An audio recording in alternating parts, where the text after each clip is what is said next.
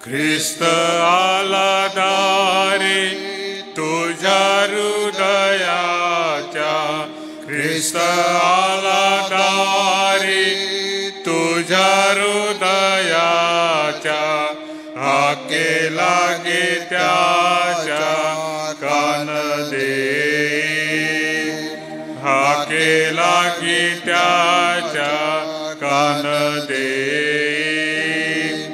कान देती त्याशी बोलतो मधुर, कान देती त्याशी बोलतो मधुर, उघड सत्वर दार तुझे, उघड सत्वर दार तुझे, थकला दमला उभा ठाकुनिया, थकला दमला उभा ठाकुनिया, वाट पाहुनिया मित्रा तुझे, वाट पाहुनिया मित्रा तुझे, किती वर्ष गेली तुला पाहुनिया, किती वर्ष गेली तुला पाहुनिया, अजुनी कावाया गुंतलाशी, अजुनी कावाया गुंतलाशी, पातक भाराने नरकी जाशीला, पातक भाराने नरकी जाशीला, कसा सुटशीला सांग माते, कसा सुटशीला सांग माते, तारावया तुझा आला तुझ्या दारी, तारावया तुझा आला तुझ्या दारी, म्हणून माघारी लावू नको, म्हणून माघारी लावू नको, ख्रिस्त आला दारी तुझ्या हृदयाच्या, ख्रिस्त आला दारी तुझ्या हृदयाच्या, हाके लागे त्याच्या कान दे, हाके लागे त्याच्या कान दे.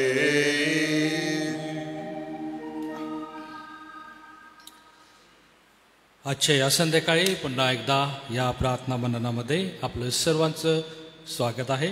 देवाच्या वचनाकडे जाण्याच्या अगोदर आम्ही एक लहान प्रार्थना करणार आहोत आणि त्याच्यानंतर आदरणीय रेव्हरंड अनु पळवी हे देवाच्या वचनाची सेवा करतील.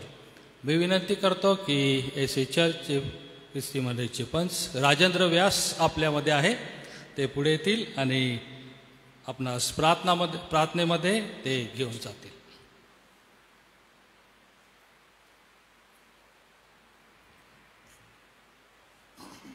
या प्रार्थना करू.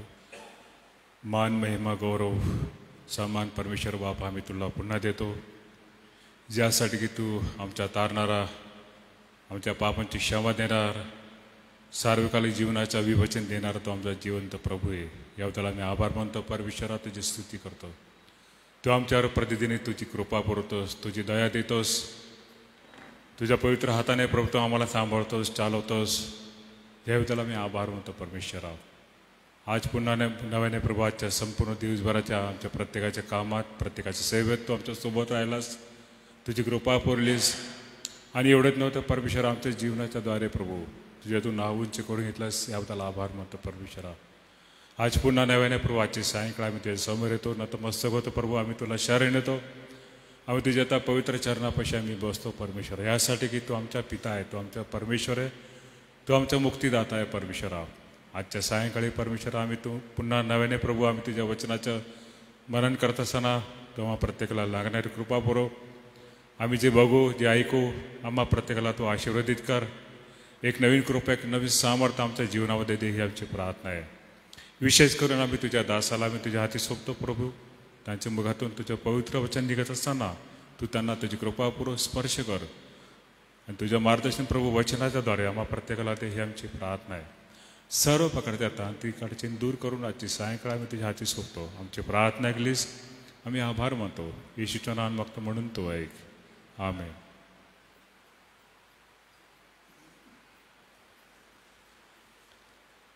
सर्वांना पुन्हा एक वार सलाम. एका नवीन सप्ताहाला सायंकाळच्या सभेला आपण सुरुवात केलेली आहे. उपस्थित सर्व पाळक वर्ग, मंडळीचे वडील, मंडळीचे पदाधिकारी यासोबतच ऑनलाईन बघणाऱ्यांपैकी सन्मान्य रेव्हरंड भालचंद्र शेजुळे साहेब, सोबतच सुरेश जांभेलसा साहेब आपलं ऑनलाईन सभेमध्ये आम्ही एसी चर्च नंदुरबारच्या वतीने स्वागत करतो. आज थोडक्यामध्ये सायंकाळचं जे मनन आहे ते घेत असताना पहिले तिमथी ह्याकडे मी आपलं लक्ष वेधू इच्छितो. पहिले तिमथी ह्याचा 4था अध्याय आपण बघूया.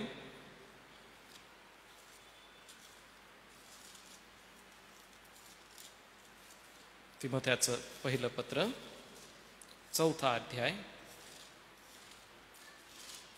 व या 4थ्या अध्यायामध्ये 12 ते 15 ही जी वचनं आहेत ती वाचतो. 1 तिमोथी 4था अध्याय वचन 12 ते 15.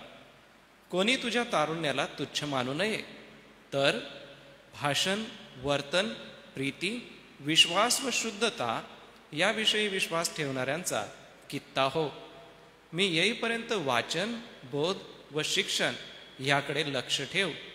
तुझ्यावर वडील वर्ग हात ठेवण्याच्या वेळेस संदेशाच्या द्वारे दिलेले असे जे कृपादान तुझ्यामध्ये आहे त्याकडे दुर्लक्ष करू नको.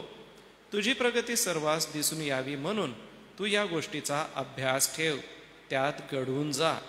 आपणाकडे व आपल्या शिक्षणाकडे नीट लक्ष ठेव, त्यातच टिकून राहा.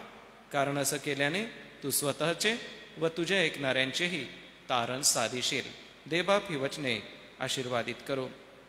पहा, एका तरुण सेवकाने कसं जीवन जगावं ह्याबद्दलचं सुंदरसं मार्गदर्शन या ठिकाणी मिळतं. शास्त्रभाग वाचल्याबरोबर कदाचित आपल्याला असं वाटेल की हा शास्त्रभाग पाळक वर्गांसाठी आहे, मग आम्ही सभासद म्हणून ह्याकडे लक्ष नाही दिलं तरी चालेल असं वाटू शकतं. परंतु तसं नाही आहे. केवळ पौलाने तिमोथ्याला नजरेसमोर ठेवून या गोष्टी लिहिलेल्या नाही आहे, तर त्या काळामध्ये ज्या लोकांवर मंडळीची जबाबदारी सोपवलेली होती त्या प्रत्येक व्यक्तीला या कार्याच्या जबाबदारीची जाणीव संत पौल पत्रातून देतोय. त्यापैकी तिमोथी आणि तीत हे त्याचे फारच जवळचे शिष्य की ज्यांच्या सेवेला त्याने फार जवळून निहाळलं, सेवेला मार्गदर्शन केलं आणि मंडळीसाठी काय गोष्टी गरजेच्या असाव्या किंवा त्या परिसरामध्ये कोणत्या गोष्टी घडल्या पाहिजे याविषयीचं मार्गदर्शन पौलाने त्यांना फारच सुरेख पद्धतीने दिलं. त्यापैकी वर्तनक्रम किंवा खाजगी जीवनक्रम कसा असावा याबद्दल सांगत असताना पौलाने तिमोथ्याला जे सांगितलं त्याचं लागूकरण आज आपण आपल्या जीवनासाठी घेणार आहोत. त्याने बघा काय करू नको हे स्पष्ट सांगितलं. बघा, भाषण, वर्तन, प्रीती, विश्वास आणि शुद्धता याविषयीचा कित्ता हो म्हटलाय. कित्ता म्हणजे रोल मॉडेल. आज तरुणांसमोर वेगवेगळे रोल मॉडेल आहेत. मी काही तरुणांसंगती बोललो, त्यांच्या संगती गोष्टी केल्या. काही म्हणत होते की फुटबॉल प्लेअर मेसी किंवा रोनाल्डो हा आमचा रोल मॉडेल आहे. काय म्हणत होते की सचिन तेंडुलकर फार चांगला क्रिकेट खेळतो, विराट कोहली हा आमचा रोल मॉडेल आहे. काय म्हणत होते की ज्यांनी स्वातंत्र्य लढ्यामध्ये आपल्या जीवाचीही पर्वा न करता आपलं सर्वस्व अर्पण दिलं ते लोक आमचं रोल मॉडेल आहेत. वेगवेगळे तरुणांचे दृष्टिकोन आहेत. एक एक व्यक्ती आपापल्या परीने एकेकाला आपला रोल मॉडेल ठरवत असतो. परंतु पवित्र शास्त्र वाचणारे प्रत्येक ख्रिस्ती तरुण यांनी आपल्या जीवनामध्ये कोणाला रोल मॉडेल केलं पाहिजे तर ते प्रभू येशू ख्रिस्ताला. व कशा रीतीने केलं पाहिजे त्याचं उदाहरण या ठिकाणी आम्हाला दिसतं. भाषणाबद्दल, वर्तनक्रमाबद्दल, प्रीती करण्याबद्दल, विश्वास ठेवण्याबद्दल आणि स्वतःला शुद्ध ठेवण्याबद्दल कित्ता होणं किंवा दुसऱ्यांसमोर रोल मॉडेल होणं ही जबाबदारी प्रत्येक विश्वासणाऱ्याची आहे. प्रभू येशू ख्रिस्तामध्ये या सगळ्या गोष्टी आम्हाला पाहायला मिळतात. कारण की प्रभू येशू ख्रिस्त भाषणामध्ये जितका निपुण होता, किंवा भाषण कला जी प्रभू येशू ख्रिस्ताला इतकी सुंदर अवगत होती की जो प्रश्न उच्चारणाऱ्यांना उलट प्रश्नाचं उत्तर देत असे. अनेक वेळेला प्रभू येशू ख्रिस्त उत्तर देत असताना एखादं उदाहरण देत असे. बघा, आपल्याला प्रभू येशू ख्रिस्ताविषयी खूप सारे लोक प्रश्न करतात. मग प्रश्न करतात त्यावेळेला उत्तर देत असताना एखादं उदाहरण देऊन आपण उत्तर दिलं पाहिजे, किंवा एखादं वाक्य सांगून आपण उत्तर दिलं पाहिजे. प्रभू येशू ख्रिस्ताला कितीतरी वेळेला प्रश्न विचारण्यात आले व प्रश्नांचं उत्तर प्रभू येशू ख्रिस्ताने आपल्या वाणीने दिलं. पिलातानेही म्हटलं त्याला, नाही का, तू यहुद्यांचा राजा आहेस काय? तो म्हणतो, आपण म्हणतात तसे. ह्यामध्ये प्रभू येशू ख्रिस्ताने कसल्याही प्रकारचा गैरशब्द वापरला नाही, किंवा प्रभू येशू ख्रिस्ताने कोणाला चिडवण्याचाही प्रयत्न केला नाही. प्रभू येशू ख्रिस्ताचं भाषण जे होतं ते फारच शुद्ध, प्रेमळ, प्रीतीने भरलेलं होतं. अलाबास्त्र कुपी घेऊन आलेल्या महिलेला सगळे बोलत होते, हा नाश कशासाठी केला, किंवा एवढं सगळं तू सांडवलंस. म्हणत होते की ह्याचा उपयोग गरिबांसाठी झाला असता. परंतु ख्रिस्ताने म्हटलं, हिने माझ्या उत्तर कार्यासाठी केलंय, तिला हे करू द्या. ते शब्द ऐकून तिच्या मनामध्ये किती समाधान निर्माण झालं असेल, नाही का? सगळे लोक मला बोलतायत, या जमावामध्ये किंवा या घरात जमलेले सगळे माझ्याबद्दल कुरकुर करतायत, हे तिने ऐकली. परंतु येशूचे किती सुंदर प्रेमळ शब्द. आमचाही कित्ता तसाच असला पाहिजे की आमच्या शब्दांनी लोकांना समाधान मिळावं. वर्तनक्रमाविषयी येशूकडे जर बघाल तर प्रभू येशू ख्रिस्ताचं वर्तन असं होतं की तो मोठ्या पहाटे प्रार्थनेस गेलेला आपणाला दिसतो. रात्रभर देखील प्रार्थना करीत असताना आम्हाला प्रभू येशू ख्रिस्त दिसत आहे. गेतशेमानी बागेमध्ये प्रभू येशू ख्रिस्ताला अटक करण्यात आली.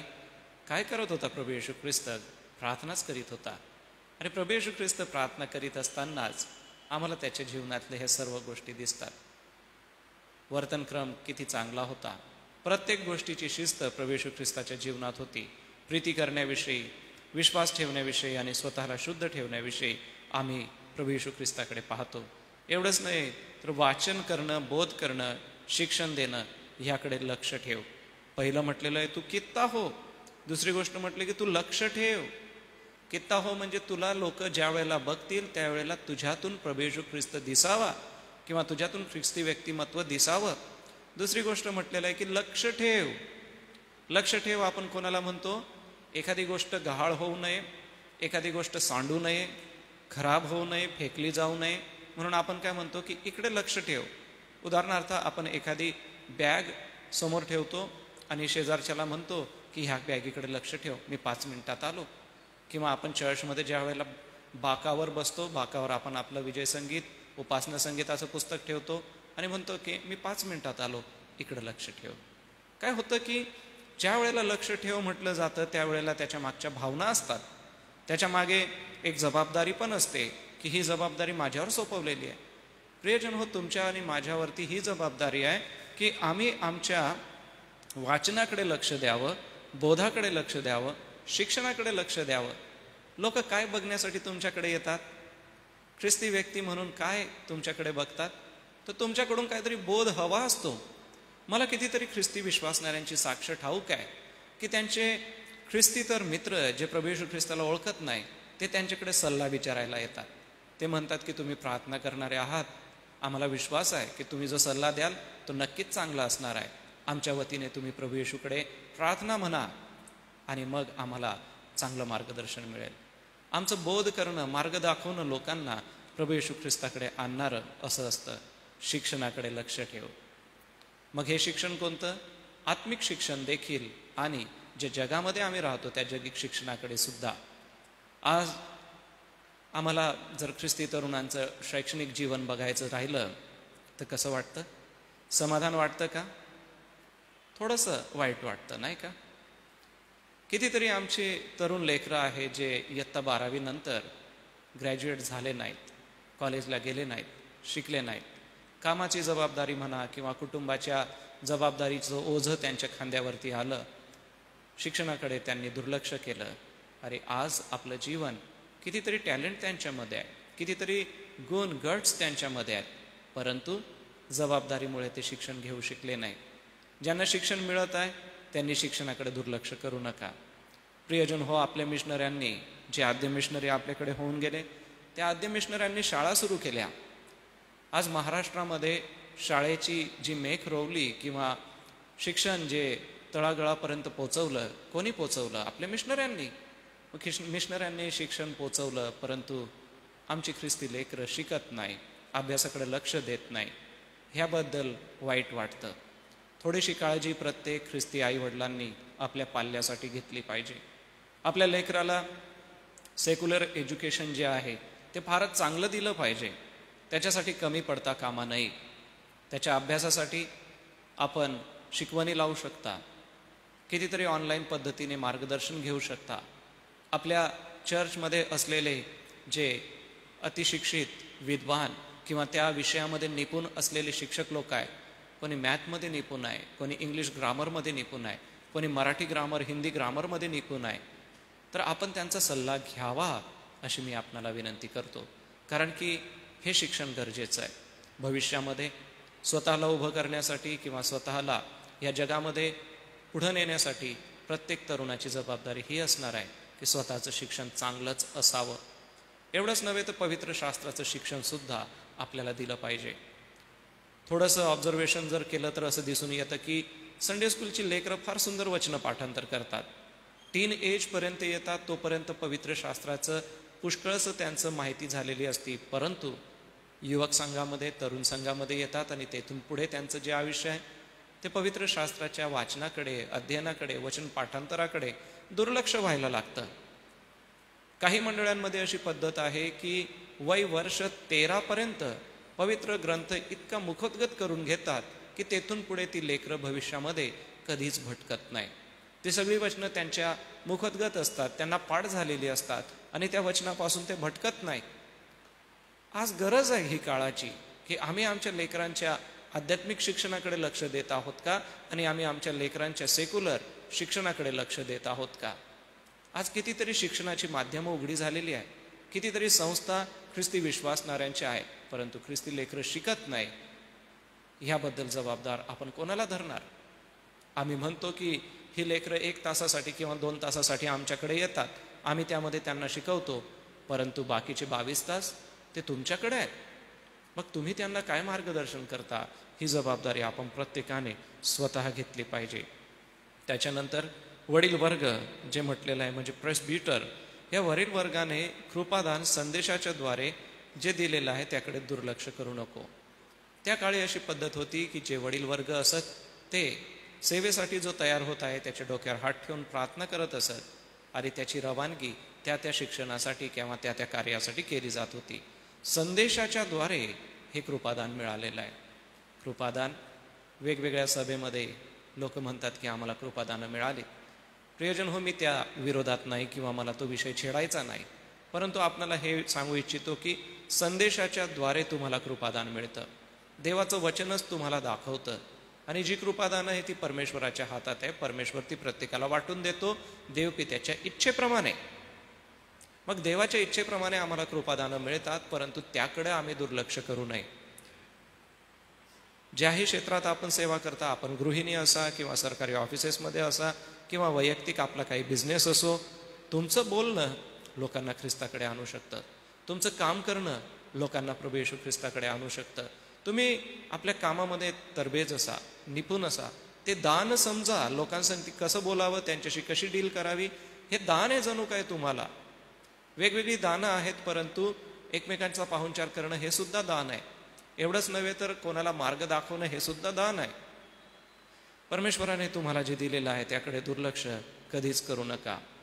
यासोबतच स्वतःच्या अभ्यासाकडे लक्ष द्या. संत पौल ज्या वेळेला हे लिहितोय त्यावेळेला तो वृद्धापकाळाकडे जातोय आणि ज्यांना लिहितोय ते तरुण वयामध्ये आहेत. तिमोथी आणि तीत हे चांगले तरुण होते आणि ह्या तरुणांना वृद्ध व्यक्तीचा सल्ला आहे की शिक्षणाकडे लक्ष दे, त्यात घडून जा.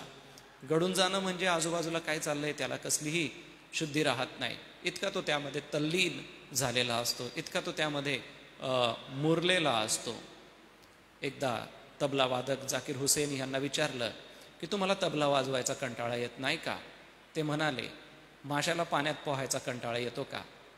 ज्याप्रमाणे माशाला पाण्यात पोहायचा कंटाळा येत नाही, तसं मला तबला वाजवायचा कंटाळा येत नाही.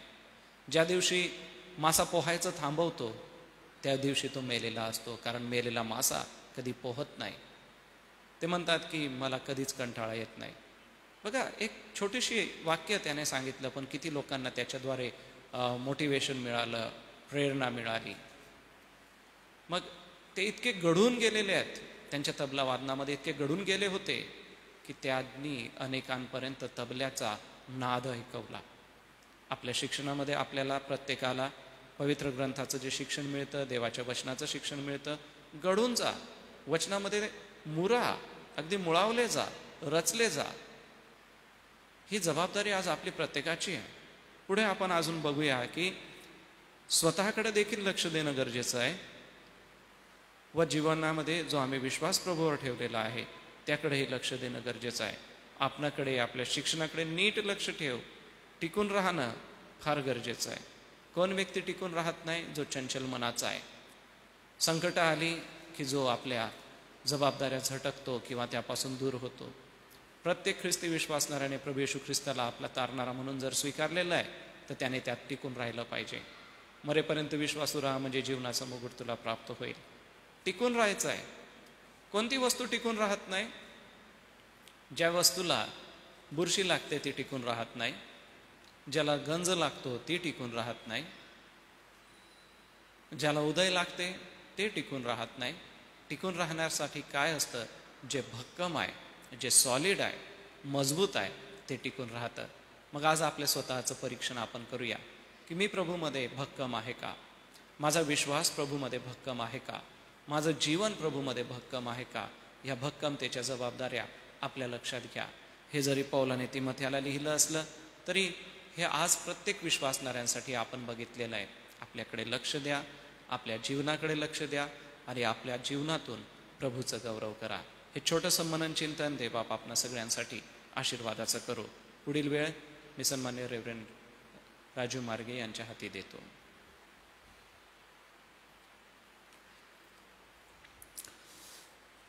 आजच्या या संध्याकाळी अतिशय मौल्यवान देवाच्या वचनासाठी आम्ही प्रभूला खरोखर धन्यवाद देतो आणि आदरणीय रेव्हरंड अनुप वळविपाळ साहेब यांचे देखील विशेष आम्ही आभार मानतो.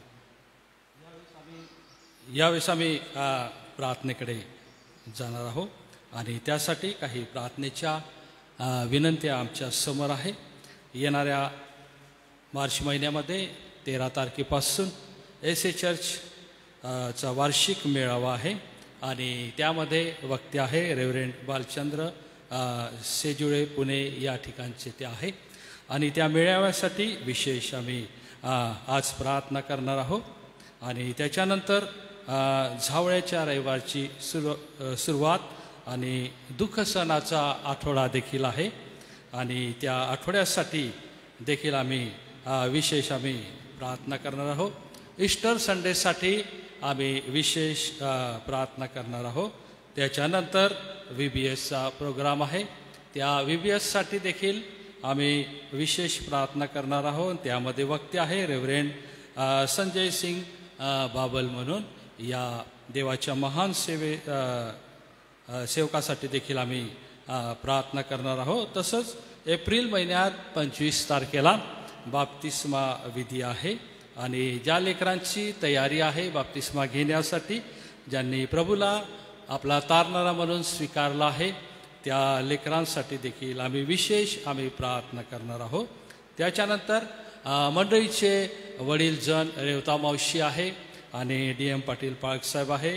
या मंडळीच्या वडीलजनांसाठी विशेष आम्ही प्रार्थना करणार आहोत. 10वीचे लेकरं आहे, त्यांची एक्झाम चालू आहे, त्यांच्यासाठी देखील आम्ही विशेष प्रार्थना करणार आहोत. त्याच्यानंतर आदरणीय रेव्हरंड पठारे पाळक यांच्या कुटुंबामध्ये गेल्या 2 दिवसापूर्वी त्यांच्या भावाची पत्नी प्रभूमध्ये 20वा पावली, त्या पठारे कुटुंबियांसाठी देखील आम्ही विशेष प्रार्थना करणार आहोत. मी विनंती करतो की या सर्व विनंतीसाठी आदरणीय रेव्हरंड सुनील लोंढे पाळक साहेब पुढे येतील आणि ते प्रार्थना करतील. त्याच्यानंतर प्रभूची प्रार्थना आपण म्हणणार आहोत आणि शेवटचा आशीर्वाद घेऊन आम्ही हा प्रार्थना संपवणार आहोत.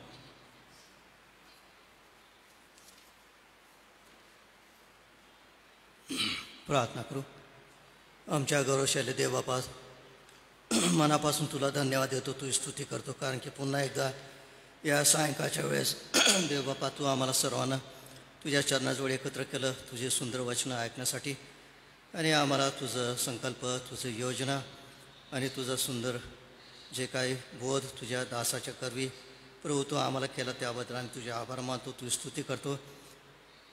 देवबापा, आम्ही तुझे आभार मानतो. संत पावलाला तू तुझ्या सेवेसाठी पाचारण केलं आणि त्यांच्या जीवनामधून प्रभू अद्भुत अशा कार्य तू केलंस. अनेक मंडळाची स्थापना केली, तद्वरच नवीन सेवक तू तयार केलेत आणि त्याचा स्वतःचा अनुभव घेऊन देवबापा त्याने जो तरुण तिमोथी त्याला मंडळीचं एक नेतृत्व दिलं.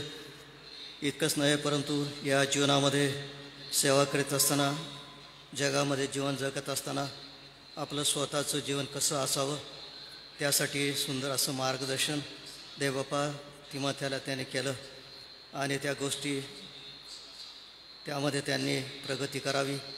आपलं जीवन तुझ्यामध्ये मुळावत जावं. प्रीती आहे, विश्वास आहे, शुद्ध आचरण आहे आणि इतर सुंदर शिक्षण जे आहे त्यामध्ये घडून जावं, अभ्यास करावा, बोध करावा आणि इतर अशा सुंदर अशा प्रकारचं मार्गदर्शन संत तिमोथीला त्याने केलेलं आहे.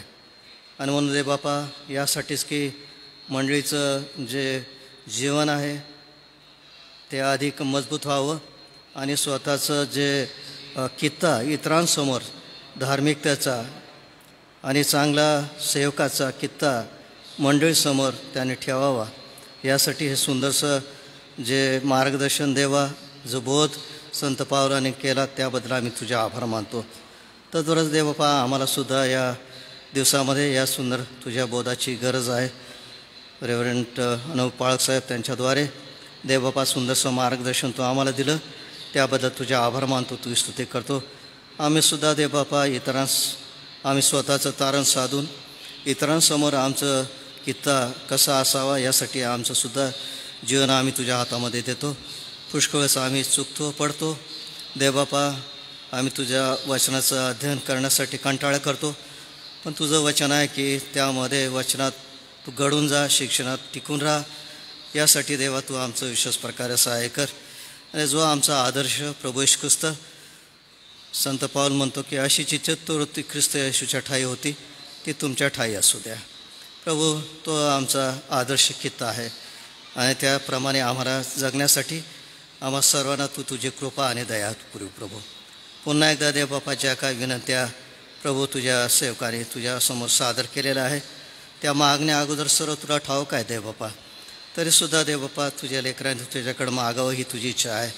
आणि म्हणून पुन्हा एकदा देवबापा आम्ही सर्वजण या ज्या काय विनंत्या आहेत त्यासाठी विशेष प्रार्थना करतो.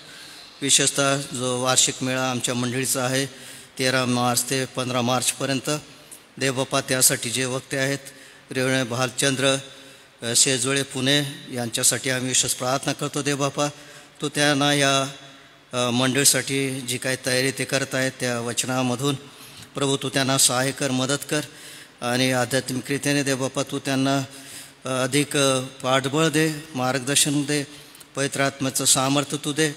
आणि हा मेळा आमच्या ह्या मंडळीसाठी, आजूबाजूच्या मंडळांसाठी देवबापा एक आध्यात्मिक क्रांतीचं असं घडू दे. यासाठी देवा तू विशेष सहाय्य कर. तद्वरच मेळ्यासाठी जे काय आयोजन करण्यात आलेलं आहे देवबापा, ते सर्व करण्यासाठी जे आमचे प्रियजन आहे, मंडळीचे पाळक, पुढारी, पंच आणि जे काय लहान मोठी सर्व ही जबाबदारी पार पाडणार आहेत देवबापा, त्यासाठी सुद्धा आमची विशेष प्रार्थना आहे की सर्व आमच्या प्रियजनांना या मेळ्याची तयारी करत असताना लागणारी कृपा आणि मार्गदर्शन दे. सर्व प्रकारचं पाठबळ पुरवठा तू त्यांना कर आणि हा मेळा एक अधिक आशीर्वादित व्हावं, एक नाविन्यपूर्ण असं काहीतरी या मेळ्यामध्ये घडावं, पुष्कळांचं तारण घडावं. यासाठी देवा तू विशेष सहाय्य कर आणि तुझा आशीर्वाद तू या मेळ्यासाठी दे प्रभू. तसदवरच प्रभू 13 तारखेपासून तर 16 तारखेपर्यंत झावळ्याचा रविवार आहे प्रभू, दुःख सणाचा आठवडा पण आहे. त्यासाठी जे वक्ते आहेत प्रभू राजू जयस्वाल नाशिकमधून देवबापा त्यांच्यासाठी सुद्धा आमची प्रार्थना आहे. हा जावळाचा सण आमच्या मंडळीसाठी तू आशीर्वादित कर. आणि जसं यरूशलेमच्या ज्या तुझ्या प्रिय लेकरांनी आनंद उत्सव केला, तुझं स्वागत केलं, तद्वरच प्रभू आम्ही सर्व मंडळी तुझा त्या दिवशी अगदी मनापासून उत्सव करू, स्वागत करावं आणि तुझं गौरव करावं, तुझा जय जयकार करावा, होसाना करावं. यासाठी देवा तू आमचं सर्वांचं तू सहाय्य कर. तुझं गौरव करण्यासाठी आम्हाला प्रभू त्या दिवशी विशेष तुझी कृपा पुरवू. तद्वरच जो दुःख सहनाचा जो आठवडा आहे प्रभू, तो सुद्धा तू तुझ्या दयाने कृपेने तू आशीर्वादित कर. तुझ्या दुःखाचं जे काय आम्ही ते अवलोकन करणार आहोत प्रभू तुझ्या दासाकडून, पास्टर राजू जयस्वाल यांच्याकडून. देवबापा त्यांच्यासाठी सुद्धा आमची प्रार्थना आहे. तू त्यांनासुद्धा सहाय्य कर, मदत कर. आणि या दुःख सहनाचा जे संदेश आहे, जे मार्गदर्शन आहे, वचनाची सेवा आहे, ते करण्यासाठी लागणारी कृपा तू त्यांना प्रभू त्यांचं येणं देखील वेळेवरती होऊ दे. तद्वरच 17 एप्रिल ते 20 एप्रिल ईस्टर संडे आहे देवबापा, त्यासाठी सुद्धा आमचं प्रार्थना आहे. या संडेमध्ये सुद्धा तू एक नवीन अशा प्रकारचा आशीर्वाद जे तुझे दास आहेत ते रेव्हरंड संजय सिंग बागल ते सुद्धा पुण्यावरून येणार आहे देवबापा, त्यांचंसुद्धा येणं वेळेवर होऊ दे. आणि ह्या पुनरुत्थानाचा जो संदेश आहे प्रभू, तो सुद्धा त्यांच्याद्वारे आमच्या मंडळीसाठी, आम्हा सर्वांसाठी एक नवीन आध्यात्मिक पुनरुत्थानाचं आमचं जीवन तुझ्या या वचनाच्या माध्यमाच्याद्वारे व्हावं. आमची प्रत्येकाची एक पुन्हा तुझ्यामध्ये एक नवीन पुनरुत्थान आमचं व्हावं असं होऊ दे. पापाला आम्ही नाकारून जसं तू पुनरुत्थित झाला तसं आम्ही या जुन्या जीवनाला पुन्हा एकदा आम्ही ते गाडावं आणि तुझ्या बरोबर आमचं जीवनसुद्धा पुन्हा एक नवीन जीवनाचं एक वाटचाल करावी. आणि तू आमच्यासाठी जिवंत झालास म्हणून आम्ही तुझे आभार मानतो. आणि म्हणून आम्हाला आशा आहे प्रभू, आणि आम्ही तुझं गौरव करतो, कारण की तू मेला इतकंच नव्हे परंतु तू तिसऱ्या दिवशी जिवंत झाला. हा सुंदर संदेश प्रभू तू जगाला दिलेला आहे, आम्हाला दिलेला आहे, त्याबद्दल आम्ही तुझे आभार मानतो. तद्वरच प्रभू 17 एप्रिलला जे काय बाप्तिस्माचं विधी होणार आहे देवबापा, त्यासाठी आमची विशेष प्रार्थना आहे. त्या सर्व प्रिय लेकरांना या विधीमध्ये येण्यासाठी तुझं कृपा पुरव. त्यांची तयारी होत आहे, अजून त्यांनी आपलं जीवन तुला समर्पित करावं. जे प्रियजन हा वर्ग घेत आहे बाप्तिस्माचा, त्या सर्व तुझ्या दासांना तुझी कृपा पुरव. आणि हा बाप्तिस्मा सोहळासुद्धा जे तुझे सेवक करतील त्यांच्याद्वारे देवा तू आशीर्वाद दे. आणि त्यांना एक नवीन जीवनाची सुरुवात करत असताना तू त्यांनासुद्धा आशीर्वाद दे अशी प्रार्थना करतो. तद्वरच देवबापा विशेष जे आमचे प्रियजन आजारी आहेत प्रभू देवबापा, रेवती आका आहे, जुलियाना आका आहे, आणि जे देवदान पाळकसाहेब आहेत, सुशा आका आहेत, आणि जे इतर सर्व आहेत प्रिय विश्वासणारे आमचे, जरी आम्हाला नाव त्यांची ठाऊक नाही तरी देवबापा तू प्रत्येकाला ओळखतोस आणि प्रत्येकाचं नाव तुला ठाऊक आहे. प्रभू आमची प्रार्थना आहे की तू त्यांना स्पर्श कर, त्यांची व्याधी, त्यांचा आजार सर्व तुझ्या स्पर्शाने, तुझ्या व्याधीमुक्त हाताने प्रभू देवबापा सर्वांचं व्याधी तू दूर कर आणि प्रत्येकाला उत्तम असं आरोग्य दे अशी नम्र प्रार्थना करतो. सर्व तू आमच्या प्रार्थना ऐकल्या त्याबद्दल तुझे आभार मानतो. जे ऑनलाईन तुझं वचनाचा लाभ घेत आहे देवबापा, त्या सर्वांनासुद्धा तुझा आशीर्वाद दे. तद्वरच पठारे पाळकसाहेबांसाठी विशेष प्रार्थना करतो देवबापा, त्यांचं प्रिय कुटुंबांसाठी, विशेषतः त्यांचे प्रिय कुटुंब आहेत प्रभू, त्यांचं भावाचे पत्नी प्रभू, त्यांची वहिनी आज तुझ्यामध्ये विसावा पावलेला आहे देवबापा. त्यांच्या पश्चात त्यांचे प्रिय लेकरं, त्यांचे नातेवाईक आहेत देवा, त्यांचं सर्वांचं तू सांत्वन कर, समाधान कर. आम्ही तुझे आभार मानतो. त्यांना भरपूर आयुष्य दिलं, आशीर्वाद दिला, त्याबद्दल तुझ्या मनापासून आभार मानतो, तू स्तुती करतो. तरीसुद्धा देवबापा जी काय आशा तू आम्हाला दिलेला आहे, तू येशील त्यावेळेस आम्ही सर्वजण एकमेकाला भेटणार आहोत. हा विश्वास आणि ही आशा प्रभू आमच्या प्रिय विश्वासणाऱ्यांना तू दे, त्यांच्या कुटुंबाला तू दे, आणि त्यांचं हे दुःख निवारण होण्यासाठी, विसरण्यासाठी देवा तू त्यांना सर्वांना तू सहाय्य कर आणि सर्वांना प्रभू तुझा आशीर्वाद तू दे अशी प्रार्थना करतो. आम्ही तुझे आभार मानतो. येतपर्यंत तू आमचं सहाय्य केलं, आमच्या मंडळीला आशीर्वाद दिला. त्याबद्दल पुन्हा एकदा तुझे आभार मानतो. आजच्या वचनाबद्दल तुझे आभार मानतो. तुझ्या दासाकरवी जो संदेश दिला त्याबद्दल आम्ही तुझी स्तुती करतो, तुझे आभार मानतो. पुढील सर्व वेळ दे बापा, आम्ही तुझ्या कृपेचे स्वाधीन करतो. आम्हा सर्वांना तुझा आशीर्वाद दिला. पुन्हा एकदा आम्ही सर्वजण येणाऱ्या दिवसासाठी तुझ्या कृपेचे स्वाधीन होतो. हे लहानशा प्रार्थना प्रभू येशूच्या द्वारे करतो म्हणून तो ऐक. आमेन. पित्या, तुझे नाव पवित्र मानले जाओ, तुझे राज्य येवो, जसे स्वर्गात तसे पृथ्वीवरी तुझ्या इच्छेप्रमाणे हो. आमची रोजची भाकर आज आम्हास होते, आणि जसे आम्ही आमच्या ऋणम्यास सोडितो तसे तू आमच्या ऋणम्यास सोड, आणि मास पैशात आणू नको, तर आम्हा सर्व वाईटापासून सोडू. कारण की राज्य, सामर्थ्याने गौरव ही सर्व का तुझीच आहे. आमेन. आता आपला प्रभू येशू ख्रिस्ताची कृपा, देवाची प्रीती आणि पवित्र आत्म्याची गोड संगती येथे जमलेल्या सर्व देवाच्या दासांबरोबर, आमच्या मंडळीबरोबर, आणि तू निवडलेलं इस्रायल राष्ट्र याबरोबर, आणि जे ऑनलाईन या सभेचा लाभ घेत आहेत प्रभू, त्या सर्व प्रियजनांबरोबर प्रभू येशू ख्रिस्ताचं द्वितीय आगमन होईपर्यंत आता आणि सदा सर्व कापर्यंत असो. आमेन.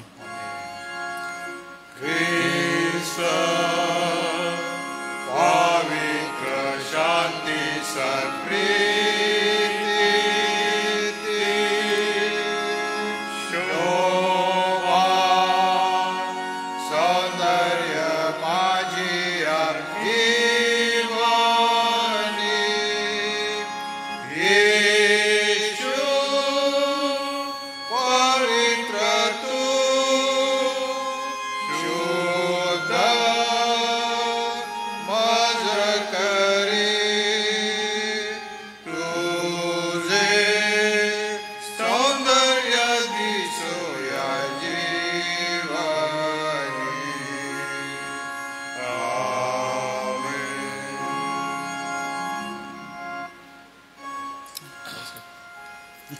उद्या संध्याकाळी सायंकाळी पुन्हा 6 ते 6:30 प्रार्थना मनन असणार आहे. आपल्या सर्वांना या प्रार्थना मननासाठी प्रेमपूर्वक आमंत्रण आहे. थँक्यू. उद्याचं प्रार्थना मनन आदरणीय रेव्हरेंड पठारे बाळक साहेब यांच्याकडे असणार आहे. थँक्यू.